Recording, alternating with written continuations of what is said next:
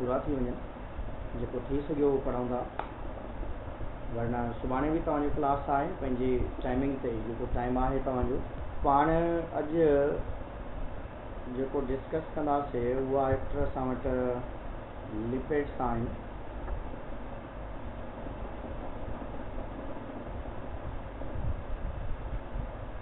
Lipids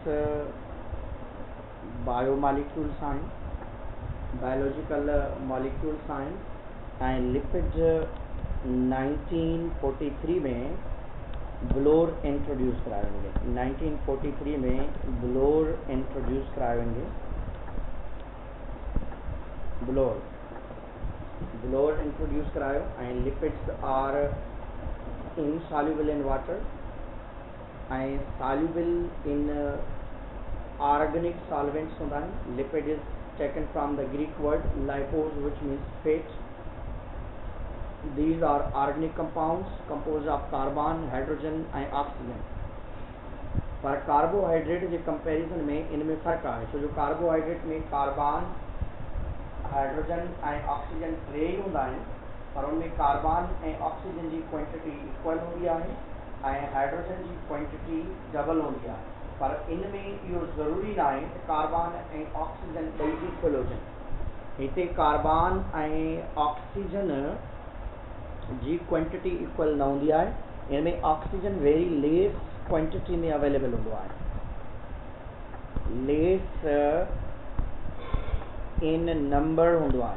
तव्हां इन मां अंदाज़ो लगाए सघो था त जीअं असां वटि स्टेरिन हिकिड़ो केमिकल सबस्टेंस आहे, जीअं स्टेरिन जेको बीफ या पाण खे मटन मां मिलंदो आहे, उन में ॾिसो C57 आहिनि, H110 आहिनि ऐं उन खां बाद में जेको ऑक्सीजन आहे negligible, means that is 6, just 6, किथे 57, किथे 110, माना असां चवंदा आहियूं वेरी लेस क्वांटिटी में ऑक्सीजन अवेलेबल होंदो आहे कार्बन ऐं हाइड्रोजन जे कंपैरिजन में। All the lipids are combination of glycerol and fatty acid though। Glycerol and fatty acid though। One fat molecule is formed by the union of one glycerol या glycerin molecule with 3 fatty acid। कम अज कम जेके हिकिड़े fatty acid सां टे जेके आहिनि, सॉरी हिकिड़े ग्लाइसरोल सां टे फैटी एसिड पाण में मिलंदा आहिनि त उन मां कंहिंजी फॉर्मेशन थींदी आहे हिकिड़े ट्राइग्लाइसराइड या सिंपल लिपिड जी फॉर्मेशन थींदी आहे। Lipid are also the source of energy.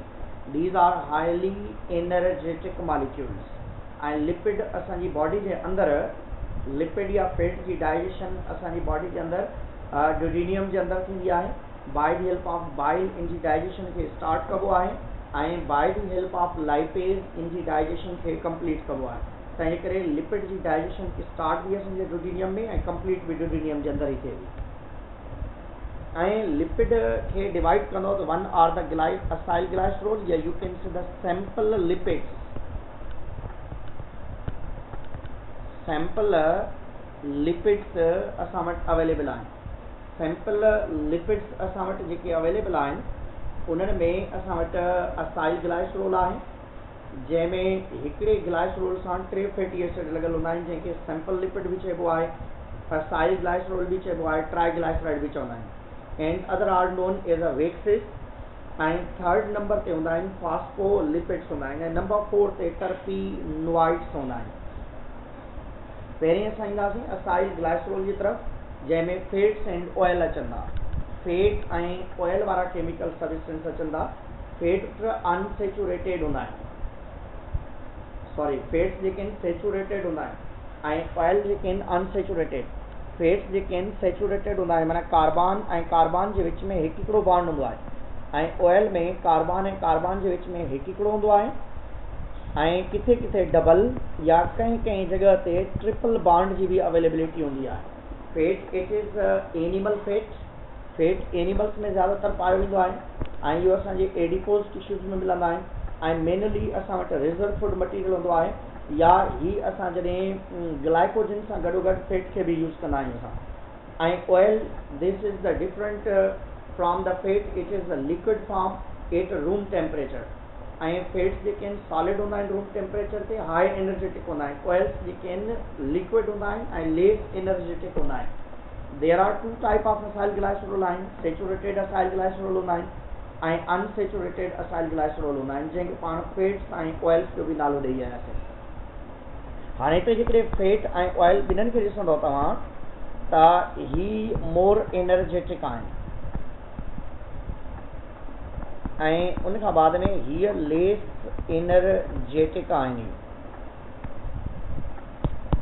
हीअ मोस्टली एनिमल्स में पाया वेंदा आहिनि ऐं हीअ ज़्यादातर पाण वटि प्लांट्स में पाया वेंदा आहिनि ऐं इन में जेको आहे ऑल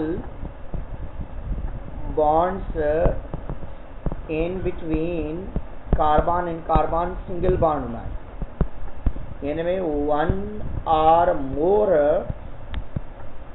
डबल और ट्रिपल बॉन्ड अवेलेबल हूंदा आहिनि।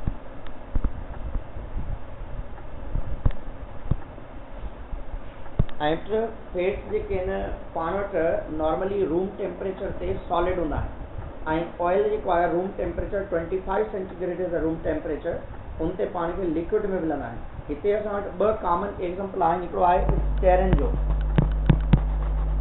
जेको बीफ या मटन मां मिले थो, C57H110O6 आहे ऐं हिते लेनोलिन ऑयल आहे। लेनोलिन ऑयल जेको आहे पाण खे कॉटन सीड मां मिलंदो आहे ऐं उनजो फार्मूला भी अहिड़े तरीक़े सां आहे, पर उनजे अंदरि कार्बन जी तादाद जेका आहे थोड़ी घटि हूंदी आहे। कॉटन सीड मां असांखे मिले थो लेनोलिन ऑयल जेको आहे असांखे C57H104 हूंदो आहे ऐं O6 वारी कंडीशन हूंदी आहे उनमें, या O4 वारी कंडीशन हूंदी अथव commonly.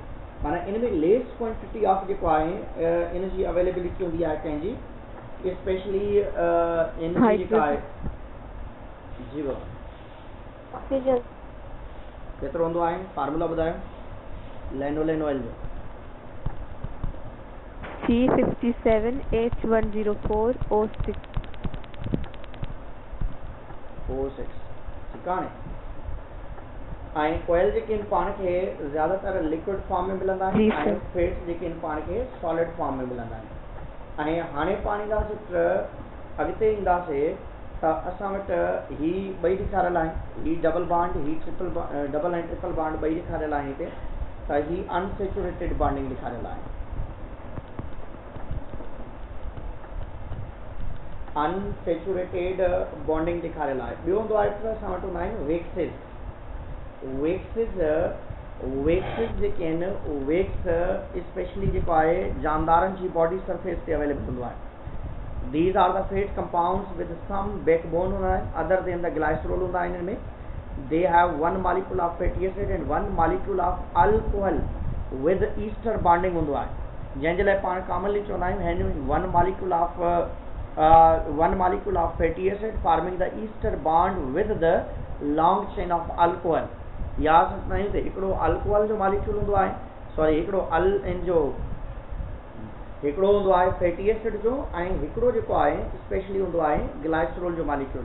They are coating one stem या जेके आहिनि स्टेम ऑन वन आहे, coating stems, leaves, petals, fruit या उन खां बाद में स्किन आहे या फीदर्स आहिनि। इन्हनि जानदारनि जी बॉडी जे मथां इन जी अवेलेबिलिटी हूंदी आहे ऐं इन जा फार्मूला बि तव्हांजी बुक में ॾिनल आहिनि, जीअं बीज वेक्स में हूंदो आहे या उन खां बाद में मुख़्तलिफ़ इन्हनि जानदारनि में अवेलेबल हूंदो अथव, जीअं बीज वेक्स आहे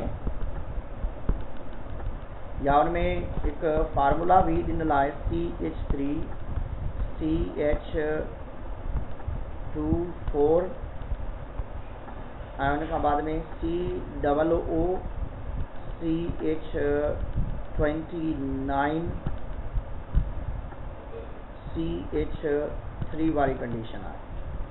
ही साइंस दीज आर द वेक्सेस। ऐं हिकिड़ी ॿी शइ रहिजी वई आहे प्लांट एनिमल्स में, स्पेशली ह्यूमन जे अंदरि तक़रीबन 16 kg जेको आहे वेट असांजो जेको आहे उहो कंहिंजे करे हूंदो आहे, इन लिपिड्स जे करे हूंदो आहे ऐं उन मां असांखे 1,44,000 किलो कैलोरीज़ एनर्जी मिलंदी अथव। लिपिड्स जे लिहाज़ सां जेकॾहिं ह्यूमन बॉडी में 16 kg लिपिड्स हूंदा आहिनि ऐं इहे तक़रीबन 1,44,000 किलो कैलोरीज़ एनर्जी प्रोड्यूस कंदा आहिनि ऐं इन मां असांखे एतिरी ज़्यादा क्वांटिटी में जेका आहे एनर्जी मिले थी इन्हनि लिपिड्स मां ऐं लिपिड्स कार्बोहाइड्रेट जे कंपेरिज़न में वधीक एनर्जेटिक हूंदा हुआ तंहिंजे करे पाण जेकॾहिं मखणु खाऊं था या पाण जेकॾहिं लिपिड्स खाऊं था त पाण खे बुख घणे वक़्त ताईं लॻंदी आहे ऐं पाण मोटा बि थींदा आहियूं ऐं जॾहिं तव्हां कार्बोहाइड्रेट्स खाऊं था उन मां असांखे अहिड़े क़िस्म जी कंडीशन न थींदी आहे त माना पाण मटीरियल खाईंदा आहियूं उहो यूटिलाइज़ थींदा छो डायरेक्ट सोर्स ऑफ एनर्जी आहे तंहिंजे करे Phospholipid, you know very well, that present in cell membrane. Phospholipid especially cell membrane में available होंदा आहिनि ऐं cell membrane जे अंदर phospholipid cell membrane में nuclear membrane में ऐं उन खां बाद में जेके बि स्पेशली जेके आहिनि बाउंडेड ऑर्गेनिल्स आहिनि उन्हनि में अवेलेबिलिटी हूंदी आहे हाणे इन में हूंदो छा आहे असल में हिकु फैटी एसिड हीअं हूंदो आहे इन में हिकिड़ो ग्लाइसरोल हूंदो आहे this is known as glycerol ऐं इन ग्लाइसरोल सां ॿ जेके आहिनि फैटी एसिड जूं चेन्स हूंदियूं आहिनि ऐं इन जी टिकण ते हिते फास्फेट लॻल हूंदो आहे दिस इज़ अ फास्फेट हाणे इन में कंडीशन छा आहे त ही फैटी एसिड ही ग्लाइसरोल आहे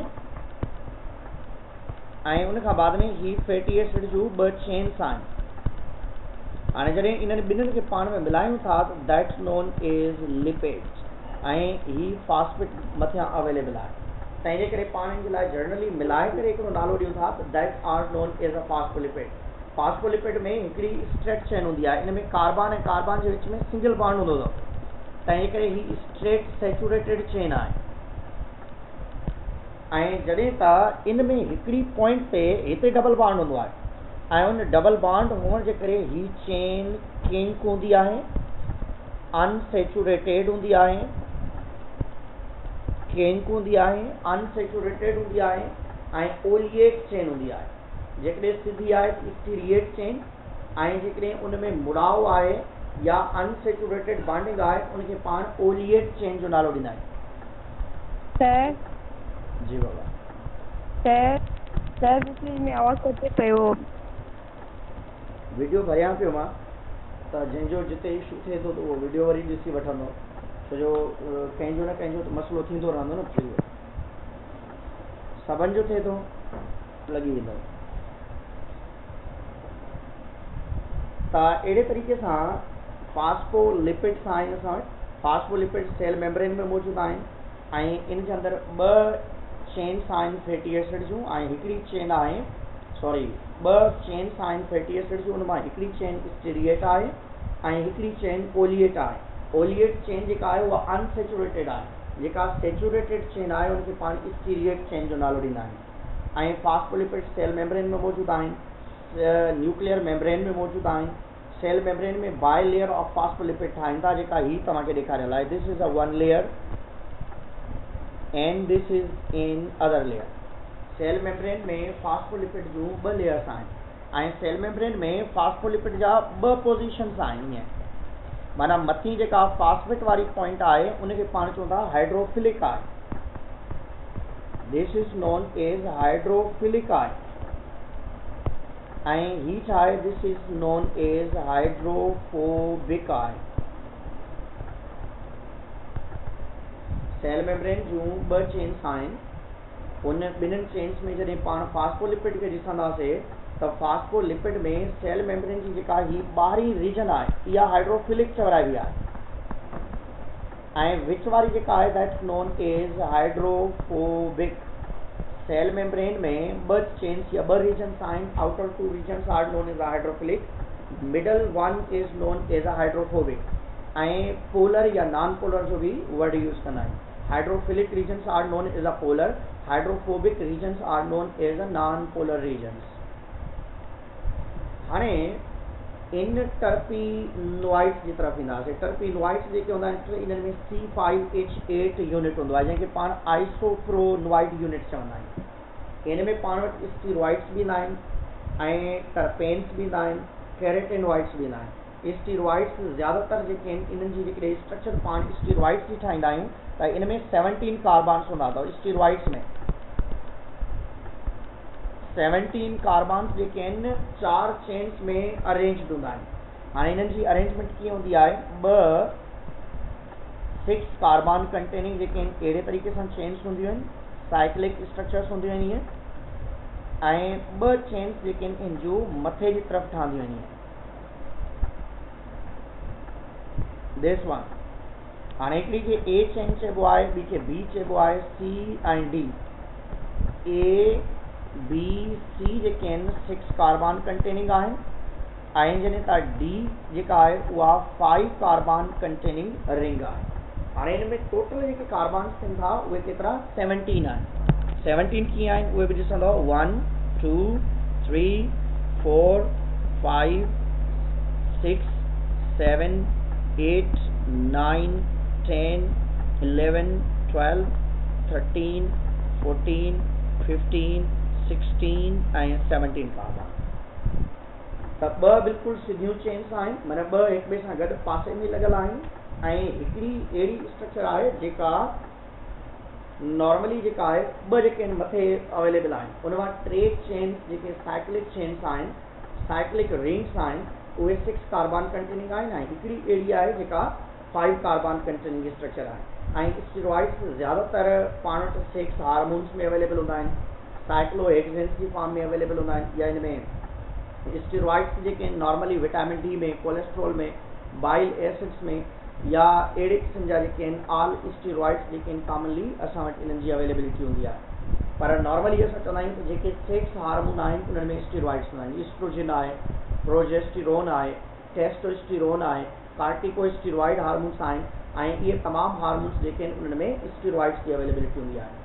जॾहिं त टर्पेन्स जेके आहिनि स्पेशली इहे डिफरेंट टाइप जी कलरेशन खे शो कंदा आहिनि, या इन्हनि जो जेको आहे फ्रेग्रेंस सां वास्तो हूंदो आहे, ऐं इन में बि C5H8 यूनिट हूंदो आहे, C5H8 आइसोप्रोनोइड यूनिट हूंदो आहे, ऐं इन में मेरेफिन ऑयल ऑफ बे चइबो आहे, गैरनॉइल ऑयल ऑफ रोज चइबो आहे, लेमोनिन फ्रॉम द लेमन ऑयल आहे, मेंथोल फ्रॉम द पेपरमेंट आहे, विटामिन ए ऐं विटामिन A1 A2 जेके आहिनि इहे डेरिवेटिव आहिनि कोलेस्ट्रॉल जा हिकिड़ा, ऐं उन खां बाद में रबड़ इंडस्ट्री में इलास्टिक रबर्स जेके हूंदा आहिनि उन्हनि जी फॉर्मेशन जे लाइ बि स्पेशली इन्हनि खे यूज़ कबो आहे।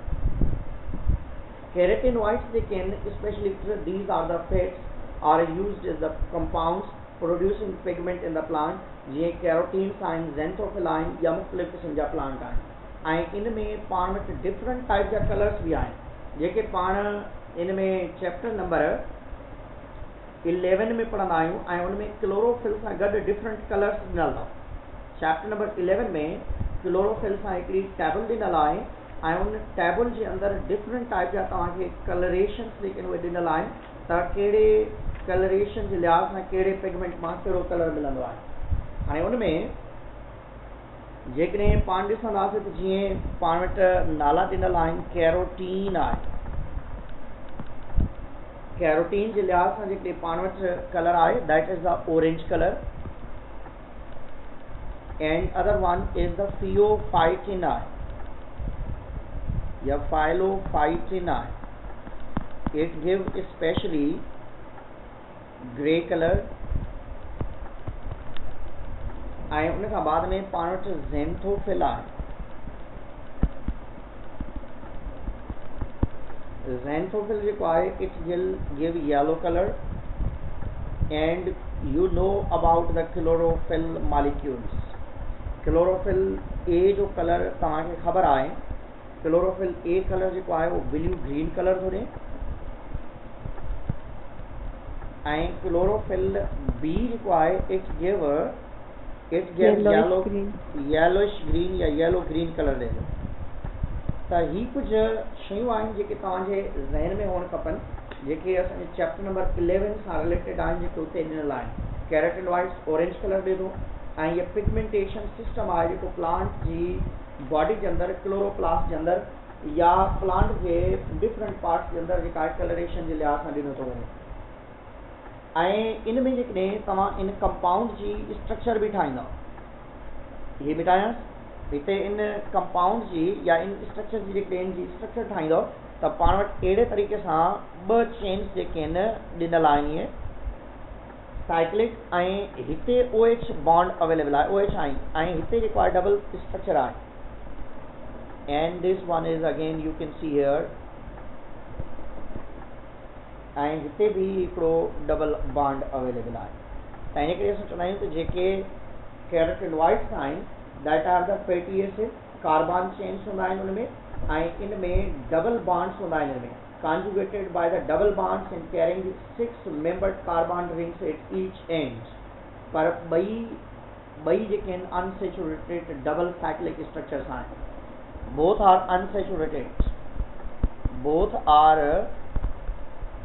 unsaturated chains अथव या cyclic chains अथव हिते बि डबल बॉन्ड आहे इन जगह ते बि डबल बॉन्ड ॾिनल अथव ऐं इन खां बाद में कुझु ॿिया बि स्ट्रक्चर्स हूंदा आहिनि जीअं नॉर्मली टेट्रा पैरोल्स आहिनि जेके क्लोरोफिल ऐं साइटोक्रोम में पाया वेंदा आहिनि टेट्रा पैरोल्स कुझु ॿिया केमिकल सब्सटेंस बि आहिनि जीअं पाण वटि ॿिया बि लिपिड्स आहिनि जिन्हनि खे पाण टेट्रा पैरोल्स जो नालो ॾींदा आहियूं that are specially present in chlorophyll या क्लोरोप्लास्ट में अवेलेबल हूंदा आहिनि ऐं उन खां बाद में साइटोक्रोम पिगमेंट्स जे अंदरि अवेलेबल हूंदा आहिनि साइटोक्रोम सां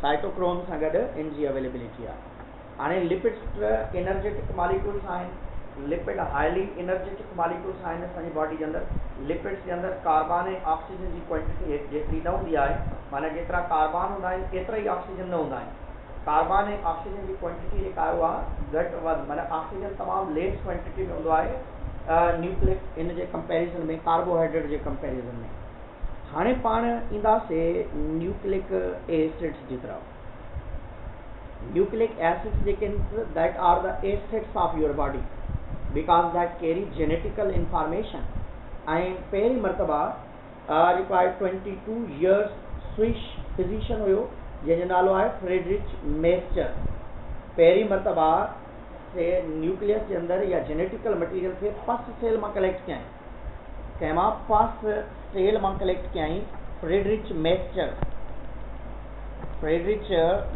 हिकिड़ो साइंटिस्ट हुयो जंहिं पहिरीं मरतबा पस सेल डेड सेल खे चइबो आहे जीअं फॉर एग्जाम्पल पिंपल हूंदो आहे उनखे पाण ज़ोर ॾींदा आहियूं उन मां वाइट कलर जो जेको गंद निकिरंदो आहे उनखे पस सेल चइबो आहे डेड सेल्स खे ऐं उन मां जेका आहे इन जी फॉर्मेशन या इन जी ऑब्जर्वेशन कयईं त first time 22 years old Swiss जेको आहे फ्रेडरिच मेस्टर जेको आहे पहिरीं मरतबा इन जेनेटिकल इंफॉर्मेशन खे या मटीरियल खे फर्स्ट टाइम कलेक्ट कयो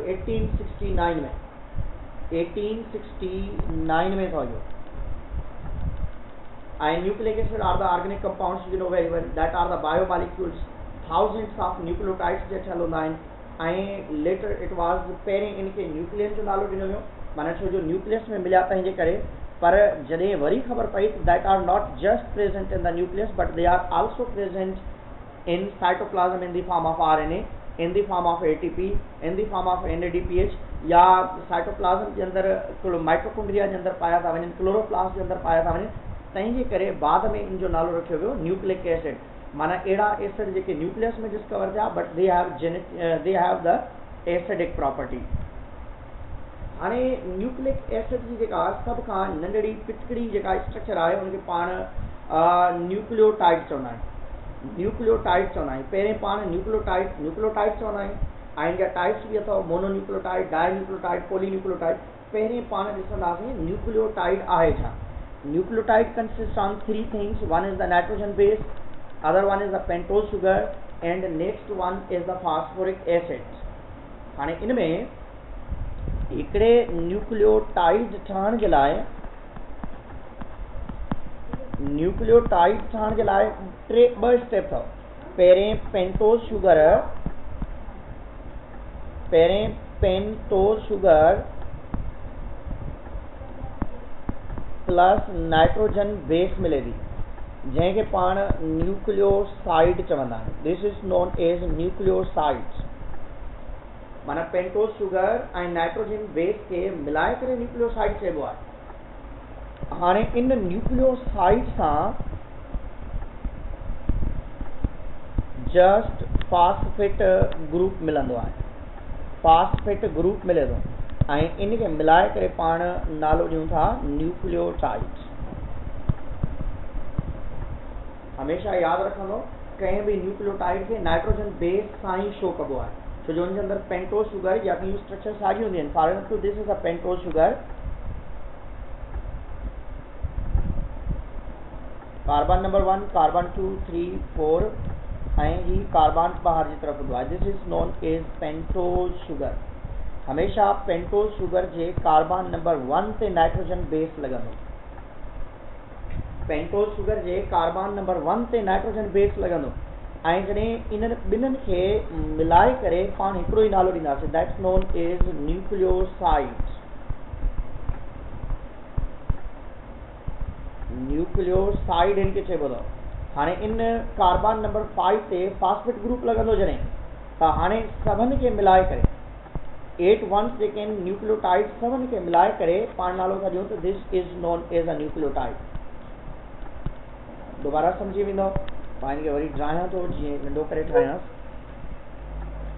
पेंटोज शुगर जे कार्बन नंबर 1 सां नाइट्रोजन बेस लॻंदो, हमेशह यादि रखंदो। हाणे इन्हनि ॿिन्हिनि खे मिलाए करे पाण न्यूक्लियोसाइड चवंदासीं। हाणे इन जे कार्बन नंबर 5 ते फास्फेट ग्रुप लॻंदो। हाणे इन्हनि ॿिन्हिनि खे मिलाए करे टिनिनि खे न्यूक्लियोटाइड चइबो आहे। हिकिड़े न्यूक्लियोटाइड में हिकिड़ो नाइट्रोजन बेस, हिकिड़ो पेंटोज शुगर ऐं हिकिड़ो phosphate group, but building block is the nitrogen pentose sugar. Building block जेको आहे माना मेन एंड इम्पॉर्टेंट जेको आहे बैकबोन आहे न्यूक्लियोटाइड जो जेको बैकबोन आहे उहो पेंटोज शुगर अथव। पेंटोज शुगर हीअं ठाहींदो, ही इन सां अटैच्ड आहे ऐं इन जे कार्बन नंबर 5 ते हिते ही फास्फेट ग्रुप लॻल आहे। हाणे इन खे मिलाए करे इनखे पाण चवंदा न्यूक्लियोटाइड। हाणे न्यूक्लियोटाइड जी साइज़ ॾिसंदो, हिकिड़े न्यूक्लियोटाइड जी साइज़ हूंदी अथव 3.4 angstrom or that is equal to 3.4 nanometer. हिकिड़े न्यूक्लियोटाइड जी जेका साइज़ आहे उहा आहे 0.34 लेंथ में, हीअं लेंथ में अथव इहा साइज़। अहिड़े तरीक़े सां लेंथ में साइज़ अथव केतिरी न्यूक्लियोटाइड जी 3.4 या 0.34 नैनोमीटर। पर जेकॾहिं विड्थ ॾिसूं ईअं वेकर ईअं त इहा हूंदी आहे इन जी 1 angstrom or it is equal to 0.1 nanometer. वेकर में 1 एंगस्ट्रॉम या 10 एंगस्ट्रॉम आहे, 10 एंगस्ट्रॉम आहे, 10 एंगस्ट्रॉम ऐं हिते ॾींदो 1 नैनोमीटर। केतिरी 10 angstrom or it is equal to 1 nanometer. छो जो ॿिन्हिनि खे मिलाईंदासीं पोइ 20 एंगस्ट्रॉम जी साइज़ बीहंदी आहे। हाणे वरी ॾिठी वञो, वरी हिनखे मां हिते लिखांसि थो, हिते हिकिड़े न्यूक्लियोटाइड खे पाण ॾिसंदासीं, हिकिड़े न्यूक्लियोटाइड जी साइज़ असांखे मिलंदी 10 एंगस्ट्रॉम और 1 नैनोमीटर लेंथ में, विड्थ में ऐं 3.4 एंगस्ट्रॉम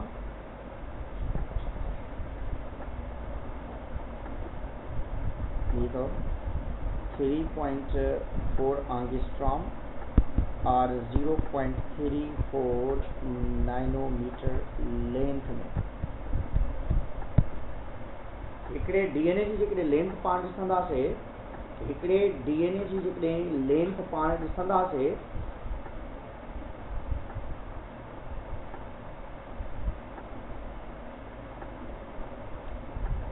त अहिड़े तरीक़े सां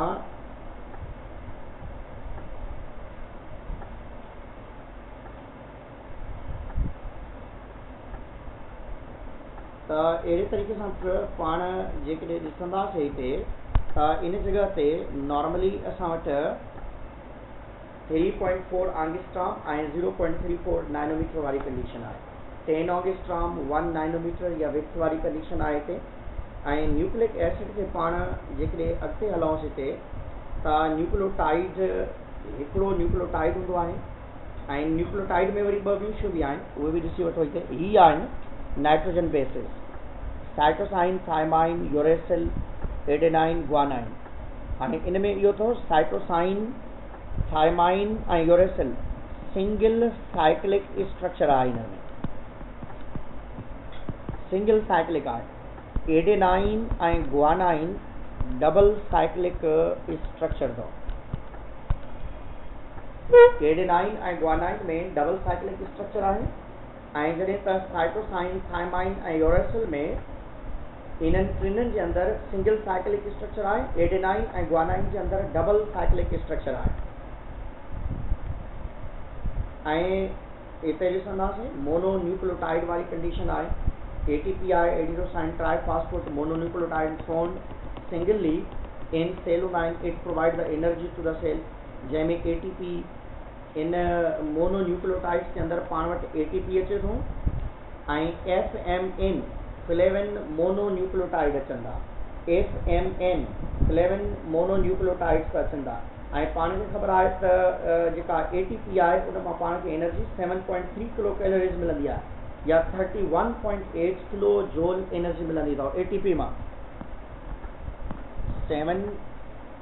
31.8 किलो जूल, 81 किलो जूल या it is equal to 7.3 kilo calories.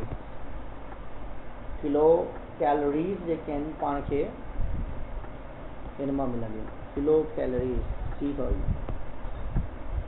ऐं डाइन्यूक्लियोटाइड जेकॾहिं पाण ॾिसंदासीं त उन में ॿ न्यूक्लियोटाइड हूंदा आहिनि। NADP आहे, NAD आहे या NADPH आहे। त इहे तमामु मालिक्यूल्स जेके आहिनि इन्हनि जे अंदरि ॿ न्यूक्लियोटाइड हूंदा आहिनि। जंहिंमें ॿ न्यूक्लियोटाइड हूंदा उनखे डाइन्यूक्लियोटाइड, जंहिंमें हिकिड़ो न्यूक्लियोटाइड हूंदो उनखे सिंगल या वन न्यूक्लियोटाइड, जीअं निकोटीनामाइड एडेनाइन डाइन्यूक्लियोटाइड फॉस्फेट आहे या फ्लेविन एडेनाइन डाइन्यूक्लियोटाइड आहे। त अहिड़े तरीक़े सां मुख़्तलिफ़ क़िस्म जा न्यूक्लियोटाइड्स आहिनि। पोली न्यूक्लियोटाइड में पाण वटि सिर्फ़ु ॿ आहिनि। One is the DNA and other is the RNA। DNA ऐं RNA इन्हनि ॿिन्हिनि खे पाण डाई न्यूक्लियोटाइड जो नालो ॾींदा आहिनि, सॉरी पोली न्यूक्लियोटाइड जो। पोली न्यूक्लियोटाइड में पाण वटि DNA आहे ऐं RNA आहे। DNA ऐं RNA में DNA is a genetical material. DNA पाण ॾिसंदासीं त DNA आहे छा?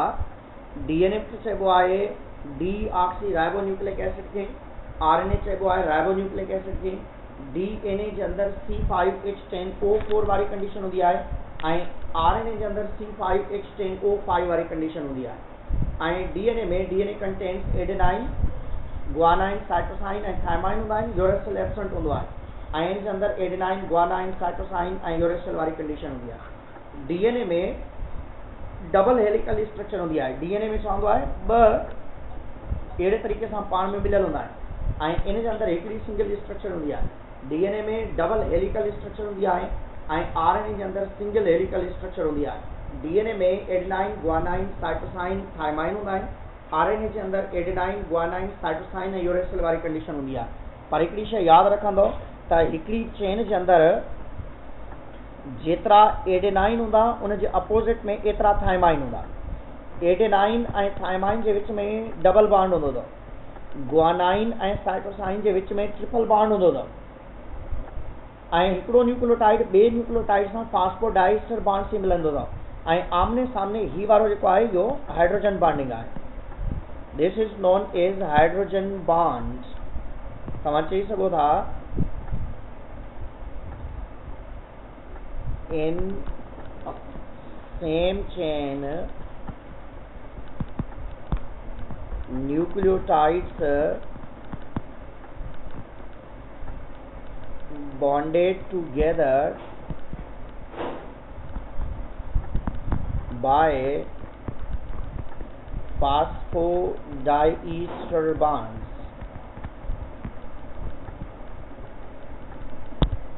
Two different chains जेके आहिनि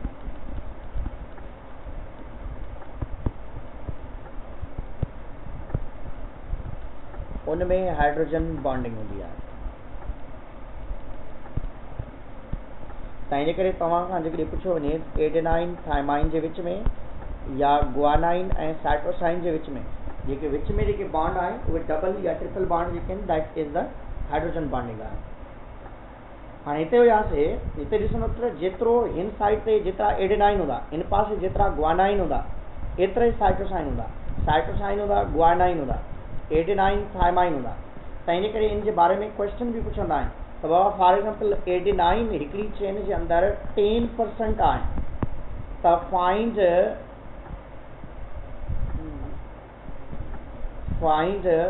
थाइमाइन परसेंटेज।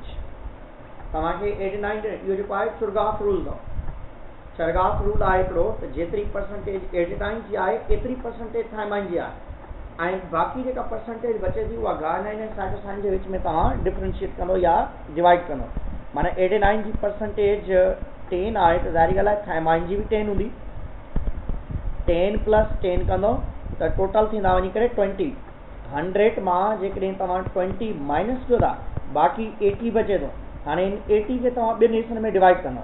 छा में डिवाइड कंदो? गुआनाइन ऐं साइटोसाइन ॿिन्हिनि जी 80% आहे, तंहिंजे करे 40 + 40 इन्हनि जी आहे। त एडेनाइन थाइमाइन जेको आहे 10 + 10 आहे। हाणे अहिड़ा क्वेश्चन जाम ईंदा अथव ऐं ॾींदुसि बि सही मां त बाबा गुआनाइन जी परसेंटेज फॉर एग्जाम्पल 25 आहे, find the percentage of adenine. त अल्टीमेटली तव्हां सम्झी वेंदव गुआनाइन ऐं एडेनाइन हमेशह इक्वल हूंदा। त एडेनाइन जी परसेंटेज जेकॾहिं 25 आहे त 25 जी हूंदी ऐं टोटल जेका आहे ॿिन्हिनि जी 50% वञी बीहंदी। त अहिड़े तरीक़े सां जाम क्वेश्चन तव्हां खां पुछी सघनि था त बाबा थाइमाइन जी परसेंटेज 5% आहे, फाइंड गुआनाइन परसेंटेज। तंहिंजे करे थाइमाइन ऐं एडेनाइन पहिरें कंदो 5 + 5 त इन जी परसेंटेज 10 थींदी वञे। बाक़ी जेका 90% जेको मटीरियल बचे थो उन जी परसेंटेज जेका आहे तव्हां वटि गुआनाइन ऐं साइटोसाइन जे विच में डिवाइड कंदो। 45 इन जी 45 इन जे विच में।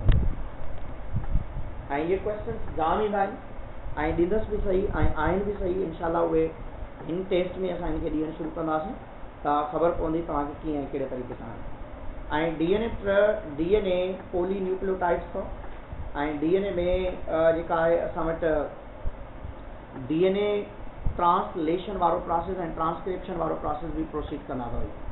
हाणे हिनखे मां मिटायां थो ईअं त सेल जे अंदरि cell for example this is a cell जे अंदरि ही न्यूक्लियस आहे, ही डीएनए आहे। डीएनए मां जॾहिं mRNA ठहे थो त उन जे लाइ पाण वर्ड यूज़ कंदा आहियूं ट्रांसक्रिप्शन थी आहे। जॾहिं इहो प्रोटीन सिंथेसिस जे लाइ राइबोसोम्स वटि वञे थो त इन जे लाइ पाण वर्ड यूज़ कंदा आहियूं दिस इज़ द ट्रांसलेशन। हाणे इन्हनि ॿिन्हिनि में फ़र्क़ु आहे। फ़र्क़ु कहिड़ो आहे? फ़र्क़ु इहो आहे ट्रेन में त ट्रांसक्रिप्शन में डीएनए मां mRNA जी फॉर्मेशन थी in the presence of transcriptase enzyme. ऐं जॾहिं त mRNA जॾहिं राइबोसोम वटि वञे थो त उन जॻह ते प्रोटीन जी फॉर्मेशन थिए थी चेन मां। प्रोटीन सिंथेसिस जा 2 स्टेप्स आहिनि, one is the translation and other is the transcription. Transcription जेको आहे डीएनए मां आरएनए जो ठहणु आहे। ट्रांसलेशन जेको आहे राइबोसोम्स जो उन आरएनए जी कॉपी खे रीड कंदे प्रोटीन ठाहिणु आहे। आरएनए जी कॉपी मां जॾहिं प्रोटीन जी फॉर्मेशन थिए थी त उनजे लाइ पाण वर्ड यूज़ कंदा आहियूं त दैट इज़ द ट्रांसलेशन।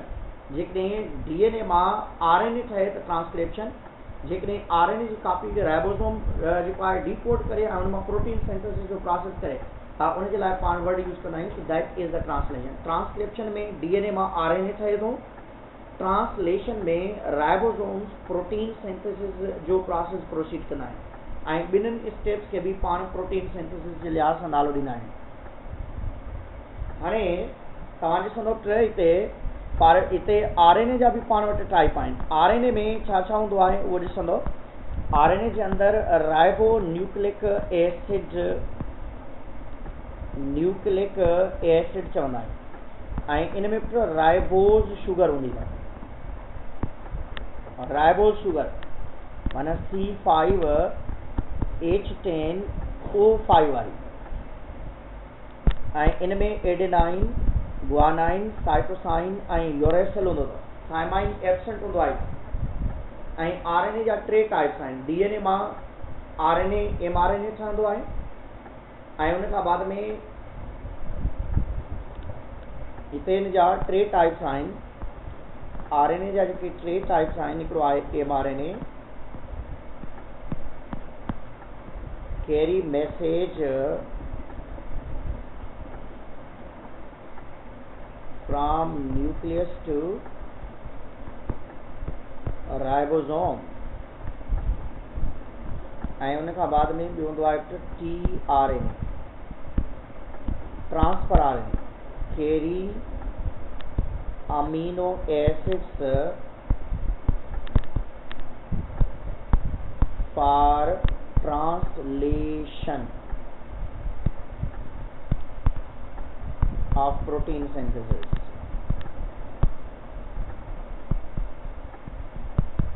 ऐं उन खां बाद में नेक्स्ट आहे rRNA प्रेजेंट इन राइबोसोम था। राइबोसोम्स के राइबोसोम्स चइबो ई उनजे करे आहे छो जो उनजे अंदरि rRNA अवेलेबल आहे and rRNA is responsible to give attachment to mRNA with the ribosomes. RNA जा टे टाइप्स आहिनि, सभ जा सभ सिंगल स्ट्रैंडेड आहिनि सिवाय rRNA। mRNA, tRNA are the single stranded and rRNA is the double stranded. tRNA, mRNA is the single stranded and rRNA is the double stranded. ॿिया तमामु जेके आहिनि उहे सिंगल स्ट्रैंडेड आहिनि। rRNA जेको आहे उहो डबल स्ट्रैंडेड हूंदो आहे जेको इन जे अंदरि पायो वेंदो आहे राइबोसोम्स के अंदरि। ऐं अहिड़े तरीक़े सां जेनेटिकल कोड्स जे लिहाज़ सां तव्हां वटि ट्रांसक्रिप्शन ट्रांसलेशन जो प्रोसेस थिए थो। ऐं नेक्स्ट टाइम पाण वटि कॉन्जुगेटेड मॉलिक्यूल्स आहिनि जॾहिं ॿ मुख़्तलिफ़ क़िस्म जा मॉलिक्यूल्स पाण में मिलनि त उन्हनि खे पाण कॉन्जुगेटेड मॉलिक्यूल्स चवंदा आहियूं। प्रोटीन लिपिड हुजनि, लिपिड कार्बोहाइड्रेट हुजनि। हिते असां वटि टाइप्स आहिनि, ग्लाइको लिपिड्स आहिनि, these are the carbohydrate glyceride derivatives आहिनि। इनमें contains fatty acid and carbohydrates हूंदा आहिनि। These are known as the conjugated lipids चइबो आहे इनखे। ग्लाइको लिपिड्स पाण खे ख़बर आहे इन्हनि खे पाण सेरिब्रोसाइट्स बि चवंदा आहियूं। छा चवंदा आहियूं इनखे? सेरिब्रोसाइट्स बि चवंदा आहियूं इनखे। ऐं सेरिब्रोसाइट्स उनजे करे चवंदा आहियूं because that are important for the development of brain. Cerebrosides कंहिंखे चइबो आहे? ग्लाइकोलिपिड्स खे सेरिब्रोसाइट्स बि चइबो आहे। ऐं इन जी ब्रेन जी डेवलपमेंट में ही ज़रूरी हूंदा आहिनि। ॿिया हूंदा आहिनि ग्लाइकोप्रोटीन्स माना ग्लूकोज कार्बोहाइड्रेट ऐं प्रोटीन्स हूंदा आहिनि। इन में एल्ब्यूमिन ऑफ एग आहे, गोनेडोट्रॉपिक हार्मोन्स हूंदा आहिनि ऐं ग्लाइकोप्रोटीन्स खे ॿियो नालो म्यूकाइड्स बि चइबो आहे छो जो ही म्यूसिन्स हूंदा आहिनि तंहिंजे करे म्यूसिन्स या म्यूकाइड्स वारी कंडीशन। ऐं हिकिड़ी ॿी इम्पॉर्टेंट शइ अथव, ग्लाइकोप्रोटीन्स खे जॾहिं असां हाइड्रोलाइज़ कंदासीं त उन मां 4% जेके आहिनि कार्बोहाइड्रेट निकिरंदा ऐं 96% उनजे अंदरि प्रोटीन हूंदो आहे। 4% कार्बोहाइड्रेट, इन में ज़्यादातर जेको आहे एल्ब्यूमिन आहे, हिन में गोनेडोट्रॉपिक हार्मोन्स ऐं मुख़्तलिफ़ ॿिया केमिकल अवेलेबल आहिनि। न्यूक्लियोप्रोटीन्स स्पेशली क्रोमोज़ोम में हूंदा आहिनि।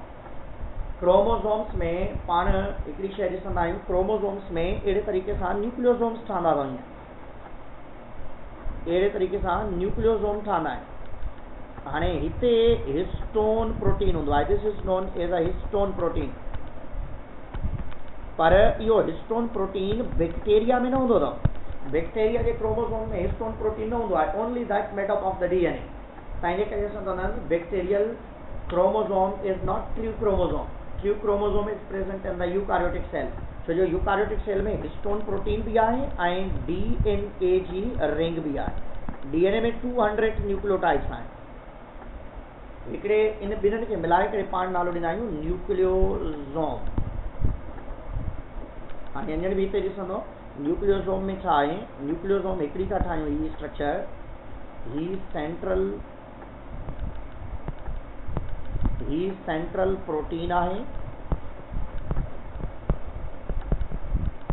इनखे आक्टा प्रोटीन भी चइबो आहे। आक्टा प्रोटीन भी चइबो आहे छो जो 8 डिफरेंट टाइप जा प्रोटीन्स हिते मिलियल हूंदा आहिनि तंहिं करे। And this one is the DNA। हाणे इन पूरी स्ट्रक्चर के पाण नालो ॾींदा आहियूं न्यूक्लियोसोम। पर जेकॾहिं ॿिन्हिनि खे मिलाईंदासीं त पाण इन जे लाइ वर्ड यूज़ कंदासीं त ही न्यूक्लियो प्रोटीन आहे। This is the nucleo protein. Nucleo protein में छा हूंदो आहे DNA ऐं प्रोटीन जी अवेलेबिलिटी हूंदी आहे। DNA ऐं प्रोटीन जी अवेलेबिलिटी हूंदी आहे।